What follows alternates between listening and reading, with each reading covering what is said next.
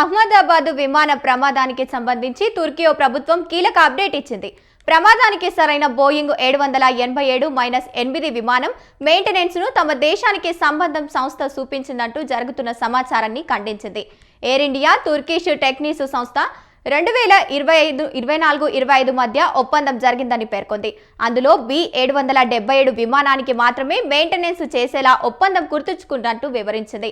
అందులో Boeing 787-8 dream liner ప్రస్తావన లేదని స్పష్టం చేసింది.